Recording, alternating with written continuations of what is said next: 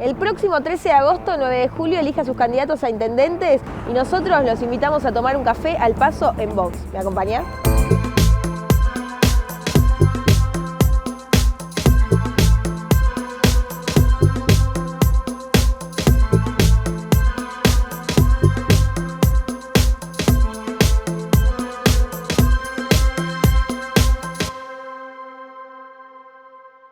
Nacho Palacios, bienvenido a este ciclo de entrevistas donde queremos conocer a las personas detrás de los candidatos que se disputan las próximas PASO en la ciudad y en el partido de 9 de julio. ¿Cómo te está tratando la campaña? Bueno, ¿qué tal, Bernie? Muchas gracias por la invitación al café. La verdad que bien, muy contento. Para nosotros los que hacemos política, la verdad que la campaña siempre es linda, poder llegar a una elección, poder nuevamente visitar al vecino, pero esta vez con una propuesta y en nuestro caso poder plantearnos o interpelarnos ante la ciudadanía como candidatos es lindo. Así que yo estoy muy contento nuevamente de estar en una campaña electoral, bueno, y en este caso que me tenga a mí en la cabeza. Totalmente, bueno, sabemos que hay mucha gente, uno por ahí está todo el tiempo recorriendo los lugares políticos, está dentro de la agenda política, pero que hay mucha gente que no conoce a los candidatos o que no los conoce en profundidad. Si tuvieras que presentarte frente a la ciudadanía de 9 de julio, ¿qué le dirías? ¿Quién es Nacho Palacios? Me definiría como un 9 juliense, amante de 9 de julio, por sobre todas las cosas, es donde yo nací y donde quiero vivir el resto de mi vida, padre de Alfonsina, mi hija que bueno, obviamente que la amo y que también ha nacido acá y quiero que se desarrolle toda la vida en 9 de julio.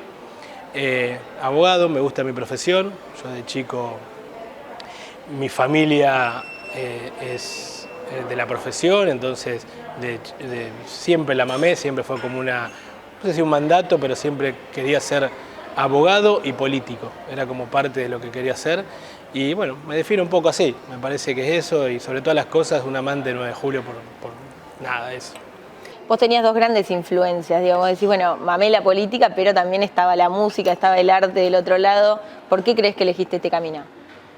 Mira, y obviamente la influencia de chico, ¿no? Yo nací el 9 de julio, después me fui a vivir a Buenos Aires porque mi papá agarra un trabajo fijo, mi papá es músico.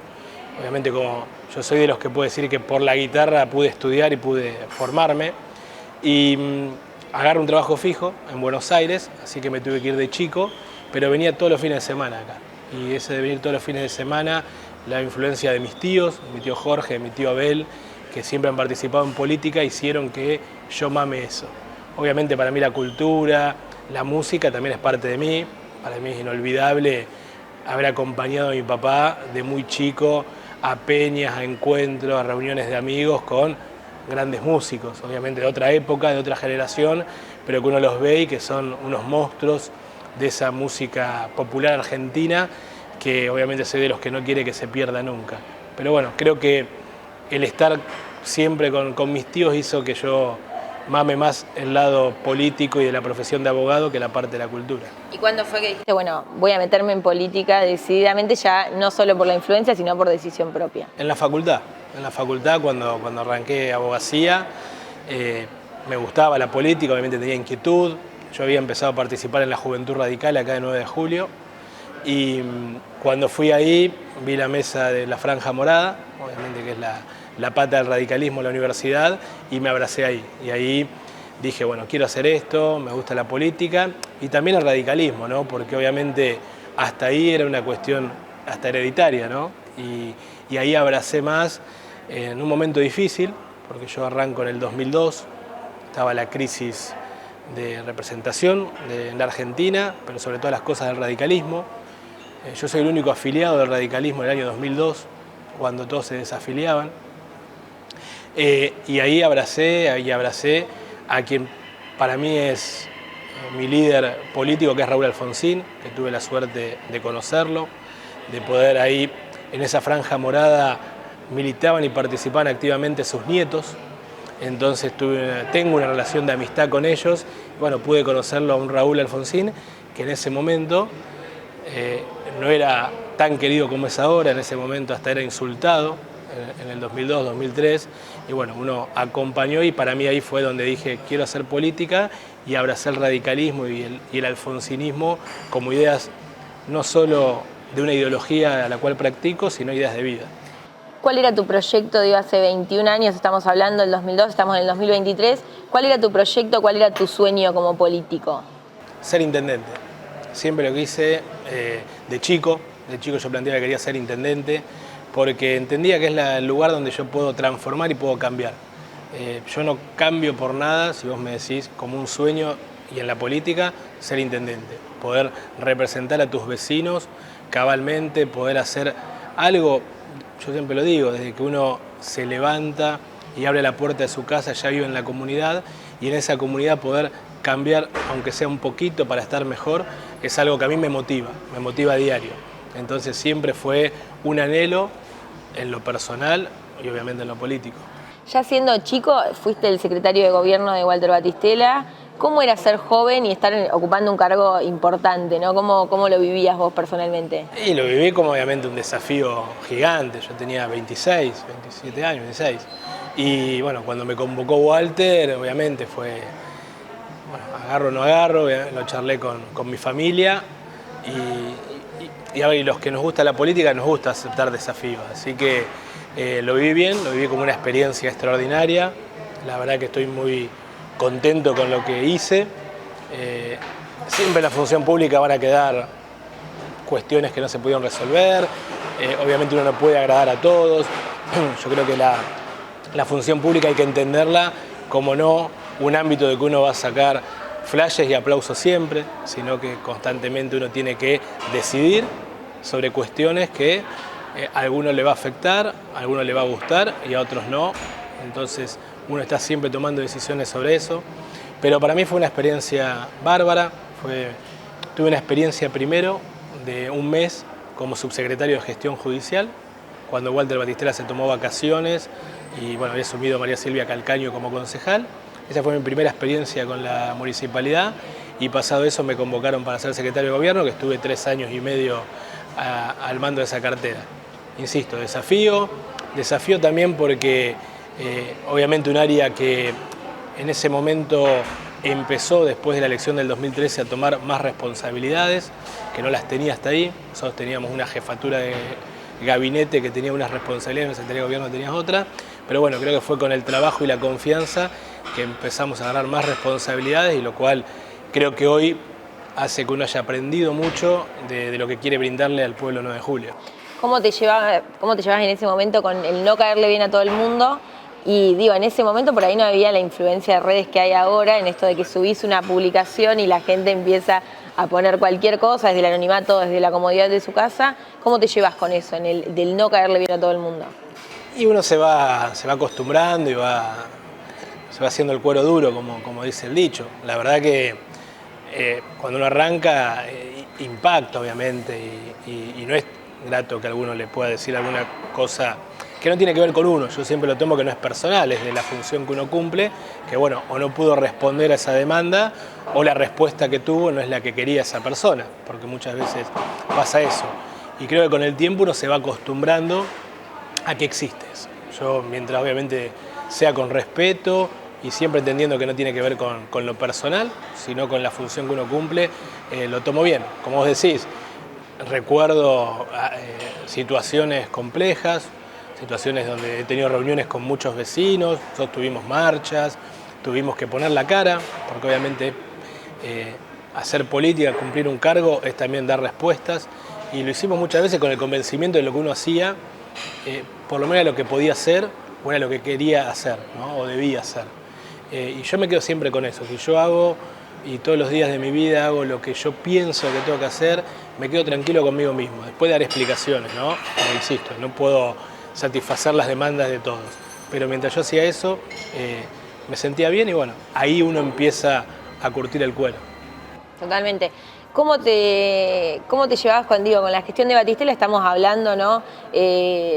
Retomando mucho y se retomó mucho durante la campaña, la gestión de Batistela, las cuestiones que quedaron inconclusas. ¿Qué tomarías de esa gestión que duró hasta el 2015 y en qué cosas crees que se diferenciaría una gestión en la que estés a cargo vos? Mira, yo creo que fue la última gestión con una mirada hacia el futuro, con políticas públicas. A ver,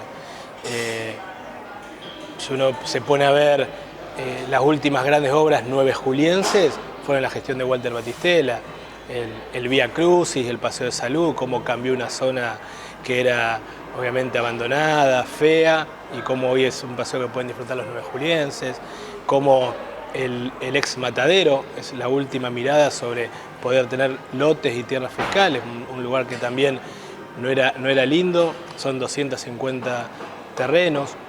Creo que tuvo mirada sobre todo sobre las localidades. Yo hoy transito las localidades y me recuerdan la gestión de Walter, que era la única que tenía un acercamiento constante. Entonces me tomo como que fue la última gestión que tuvo políticas públicas o una mirada más allá de la administración diaria. Y eso es lo que tomo. Y tomo también el trabajo incansable de Walter Batistela, que era una persona que se levantaba todos los días queriendo ser intendente y se acostaba queriendo ser intendente. Y creo que un intendente tiene que ser eso, tiene que estar las 24 horas queriendo ser y sabiendo hacia dónde quiere llevar el distrito. Y las falencias creo que son las que subsisten. Me parece que todavía en nuestros distritos no pasan al nivel de profesionalismo lo que es una gestión municipal, se sigue gobernando sin datos, nosotros eso lo veíamos como una falencia muy grande. Como vos decías antes, uno tiene que pensar que fue 10 años atrás, ya la tecnología recién, o por lo menos recién teníamos más accesibilidad a la que hoy tenemos, entonces recién empezamos los primeros pasos para digitalizar expedientes, para hacer cuestiones que hoy ya tienen que estar naturalizadas. Creo que tomo esa parte de Walter con esa mirada, pero tomo la falencia de tener una mirada más interna sobre un municipio más ordenado, más modernizado y que obviamente empiece también a pensar un 9 de julio a 30, 40 años y no sigamos administrando la diaria como se hace actualmente.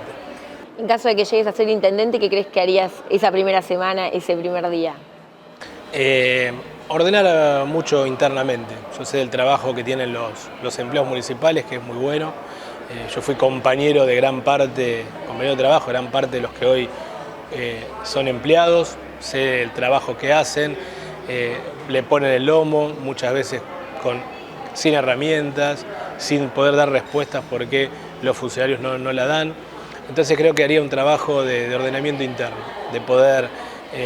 Nosotros tenemos una mirada que tenemos que hacer un cambio estructural en el municipio, de poder pensar al empleo municipal, poder jerarquizarlo realmente, que esto no tiene nada que ver solamente con mejorar el sueldo, porque pareciera que la única discusión cuando hablamos del recurso humano es el sueldo, y tiene que ver con muchas cosas que pasan internamente, con las capacitaciones, con la falta de concurso, con la falta de las herramientas, con tener realmente una política de seguridad e higiene. Entonces, si vos me decís qué es lo que me haría la primera semana, el primer mes, es para adentro, porque es como la casa de uno. Si uno no se ordena internamente, no puede salir hacia afuera a dar respuestas. Entonces hoy, cuando nosotros le exigimos al contribuyente que tenga un comportamiento bueno, que saque la basura en determinado momento, y no tenemos un camión en condiciones, y no tenemos a nuestros empleados en condiciones, no podemos exigir mucho. Entonces creo que de mi lado haríamos ese trabajo internamente. Más allá, obviamente, que uno quiere, como cuando arranca del primer día, hacer todo a la vez. Pero también la experiencia en la gestión me hace entender de que hay cuestiones que llevan su tiempo y que hay que ir de a poco. Si uno quiere abarcar todo el primer día, no va a hacer nada. Entonces, por eso nos estamos formando con un gran equipo, con propuestas, con ideas y con personas que van a llevar adelante esa responsabilidad, que no es fácil, porque muchos que no han tenido poca experiencia en lo público, bueno, lo público es otra cosa y creo que siempre hay que complementar lo público en lo privado. Y por suerte, de lo que hablábamos antes, uno tiene la experiencia de lo que se puede hacer y por sobre todas las cosas de lo que no se puede hacer. Hablábamos un poco de lo que te gusta de la política, lo que te enamoró de la política. ¿Qué vicios te parecen insoportables, que no los podés tolerar? La perpetuidad en los cargos me parece horrible, poder quedarte toda la vida ocupando cargos, porque ahí la política se hace justamente viciosa y la política pasa a ser, en vez de uno cumplir una función, ser un servicio, pasa a ser ya un estilo de vida, una forma de vida, y eso hace que justamente hoy la dirigencia política no dé respuestas o que principalmente esté pensando en la política o hacia la política y no hacia la gente. Entonces yo creo que es un vicio que a mí me pone muy mal quienes se quieren quedar eternamente en los cargos y quienes quieren seguir digitando en la política. Y después obviamente hay pequeños vicios que creo que tienen que ver con esto, con cuando a veces la dirigencia política prefiere el status quo porque sabe, porque lo conoce y porque hasta ahí está bien, y no poder romper ese status quo para ir a buscar otras cosas, para lograr otras responsabilidades, para poder partir. Ese es otro de los puntos que a mí me enoja. Cuando nosotros naturalizamos, y hablo de la dirigencia política, cuando naturalizamos los problemas, cuando no nos hacemos cargo y no nos hacemos responsables de los problemas, que nos parece más fácil echarle la culpa al otro.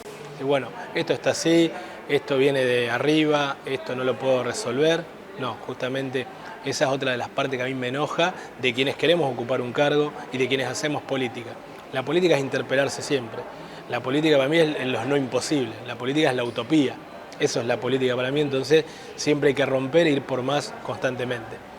Bien, y para finalizar también en un tiempo donde la gente todo el tiempo está reclamando que es la misma ciudadanía la que pone a los políticos donde están, ¿qué significa para vos el voto de confianza de la gente? Tanto como cuando fuiste concejal como ahora que tenés la posibilidad de estar como intendente de 9 de julio. Lo más importante, la verdad que el vecino, quien el que a diario te ve a mí llevando a mi hija a la escuela, me puede cruzar en el supermercado, va a mi estudio o en cualquier lugar, te acompañe y te dé su voto.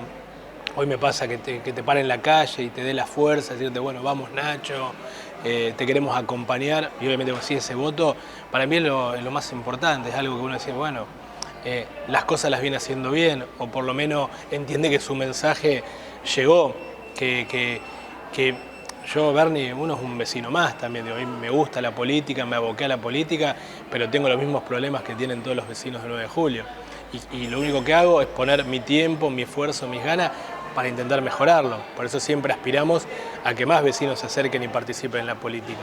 Pero bueno, yendo a tu pregunta, que esa persona, que insisto, con el que te cruzás a diario, ponga y deposite en vos ese voto, que es un voto de confianza, pues está diciendo, bueno, lo que vos decís o lo que vos hacés o como vos llevás adelante tus cosas, queremos que las lleves adelante un municipio, es lo más importante que puede haber.